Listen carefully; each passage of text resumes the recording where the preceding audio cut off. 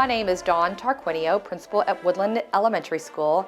And in recognition of Veterans Day, we have two special students here to interview a special staff member who is a veteran of the Army. We have Sophia Ambriz and Valencia Travis, both fifth graders here at Woodland Elementary, who are just going to go through some questions and ask the questions that all kids have of veterans about their experiences. So my first question is, where are you from? I was born in Long Island, New York. That's where my family is from. And I grew up in New Hampshire and I lived in Massachusetts before I entered the Army. Did anything funny or unusual happen? During my basic training, a lot of things were funny to other people, I'm sure. A lot of things that I wasn't able to do. We tried to make it by calling different superiors different names and not when they were looking. But yeah, there were a lot of little funny things that we did to try to keep us going because it was really tough at the beginning. Were you drafted or enlisted? I enlisted because the draft ended years before, I think in 72 or 73 years before I went in. Where have you been stationed? I was stationed in South Carolina, Germany, and Fort Knox, and Bowman Field in Louisville for a while. If you were enlisted, why did you choose to join the military? I was 16 as a senior in high school, which is really young, and I was not ready for college. Probably wasn't ready for the military either, but my parents kind of gave me an ultimatum. You need to go to college, you need to do something. So one of my friends said, why don't you join the Army? And I didn't right away, but I did about a year after that. Were you comfortable living in those places? Yes, I really like Germany because I'm a skier, so I had amazing places to ski, and then because of proximity, I could travel all over Europe, which I probably never would have been able to do at that age had I not been in the military. What was your job in the military? I had several jobs. I was really fortunate. All of the company commanders that I had allowed me to go to different schools to get what they called MOSs, which means you're qualified to do a certain job. So I was able to do all kinds of jobs, but the last one that I did for the National Guard was a paralegal position, and that's where I drew up powers of attorneys and wills for people going overseas or being deployed. Tell me about your experience in the military. It was really a good experience for me. I think it made me grow up a lot, and like I said, I was able to go to a lot of different classes, and actually also took college classes while I was there as well. So I was taking military classes and going to a university there at the same time. So I had a really good experience. It was really, it was very valuable for me, all the experiences that I got while I was in the military. How long did you serve? I was active duty for 3 years and met my husband, or husband-to-be, so we got married and I got out for a while, and then when we came back to the States, I joined the reserves, and I was in for 4 years, and then 4 years in the National Guard. How would your unit celebrate Veterans Day? They celebrated it for us. We would have certain, like a parade, and then a formation where they would do certain, give out certain remembrances for fallen soldiers and things of that nature, and then we would have like a big meal. What was your highest rank? I was a sergeant. When did you get out of the military? 2004. What do you recall about your first days in the service? Oh boy, I recall a lot because it was very traumatic. I had long hair and they didn't make me cut it, but they pretty much talked me into it. And a lot of vaccinations, went down a line where these guns shot you one after the other, and a lot of yelling. Very, very intimidating. And that went on for about 3 months.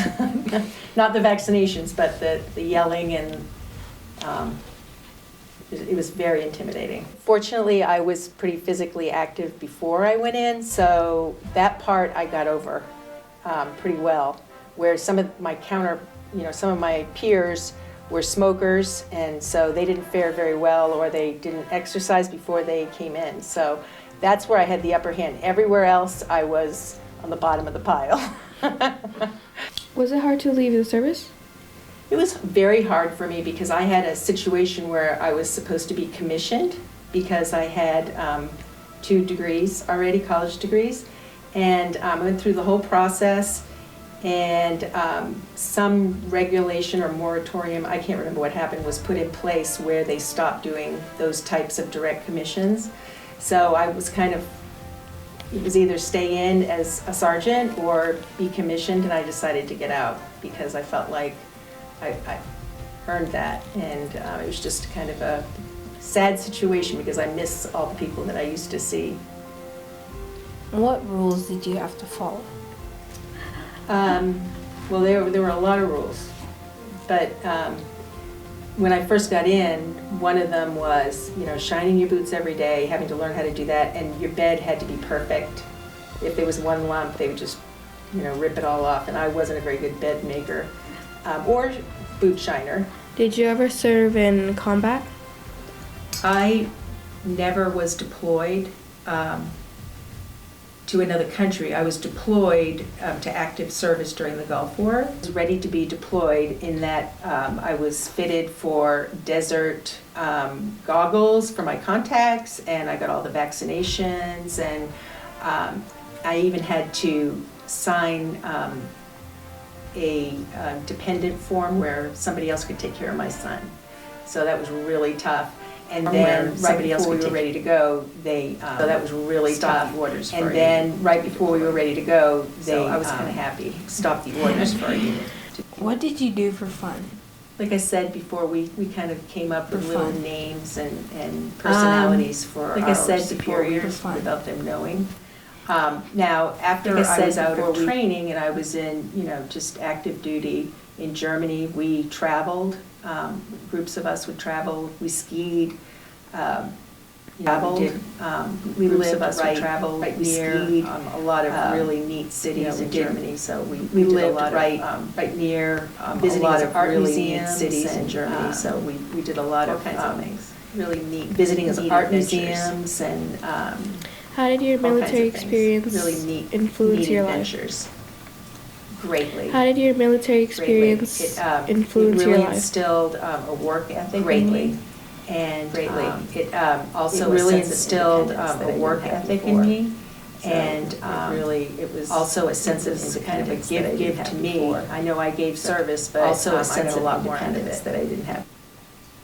I know I gave service. During our training, we really didn't have time for pranks, but after I was stationed in Germany and living in the barracks with friends, we did all kinds of things. I mean, from hiding parts of uniforms because you had to be in total uniform, from to be able to go outside, hiding formation, parts of uniform to things. I mean, from sending people different letters and parts of uniform. Really goofy. We were all pretty young, so really goofy. I mean, from little pranks like hiding. That. What do you want Woodland kids to know about being a veteran? I think as being a veteran, I have a continued feeling of patriotism and love for my country. And I really respect those that have served before me. I really respect those that have keep this one of the strongest before in the world.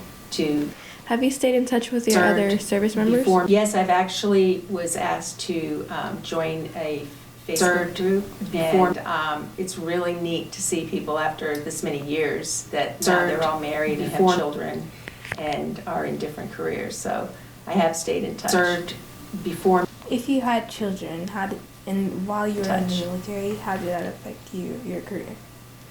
I had one child how did that affect your when I was supposed to be deployed. I had one child I had to when I was essentially deployed sign over my rights to him. Like somebody else would have to take care of him, and that was really essentially scary. Sign over my rights to him. Somebody else would have to take care of him, and that was really like saying there's a chance you're not coming back.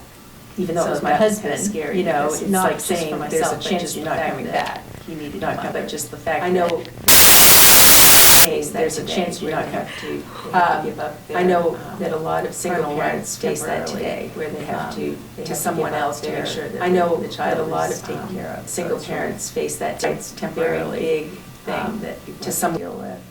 Would you advise for individuals to look at the Deal with. military career? Sure, I would. I'm not gonna say it's easy. It's very difficult, but you get, like I said before, you get a lot more out of it than Difficult, you but have to you put get- into it, I feel like. You that I get a did. lot more So out I of it think than it's a you wonderful have career. Thank you for your time. Then you have a Thank you wonderful for your career. service. Thank you for having me. Well, Thank you for your joining us today, and to all you veterans, thank you so much for your service.